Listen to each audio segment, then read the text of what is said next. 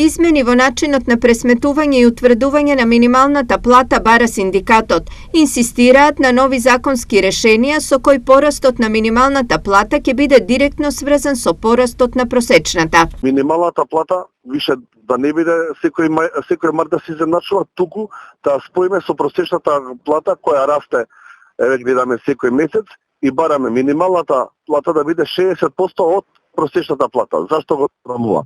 Бидејќи просечната плата расте, а минималната плата се согласува. И не може работникот и таа минимална плата што ја зимаат преку 100.000 работници да го пратат трендот на ова зголемување. Барањето на синдикатот доаѓа откако нивните пресметки покажале дека две минимални плати не се доволни да ја покријат минималната потрошувачка кошничка. Според нив, како што сега стојат работите, минималната потрошувачка кошничка води кон максимална работничка сиромаштија. Ова што го бараме, ако не се случи, тогаш ќе до едноромно опаѓање на стандардот на работниците на воопшто на граѓаните на цела држава и затоа сметаме овој предлог да биде едно законско решение и пак ќе кажам, на тој начин може само да се слободиме од овие покачувачки шокови по продавници. Според граѓаните цените галопирачки растат, а за истите пари можат да се купат се помалку производи. Нема шанси, пријател. Нема шанси. Одека да стас? Ќе стасуваат, ама да се негде околу 32.000.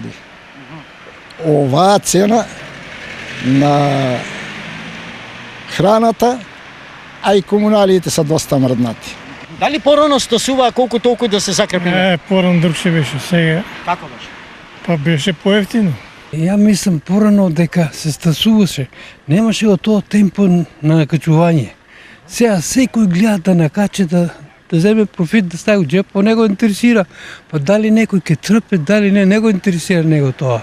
Од синдикатот пресметале дека во август за едно 4-члено семејство да преживее потребни му биле 34.342 денари, а доколку во семејството има барем еден ученик, тогаш трошоците се зголемуваат за околу 8.000 денари. За еден месец трошоците пораснале за 214 денари.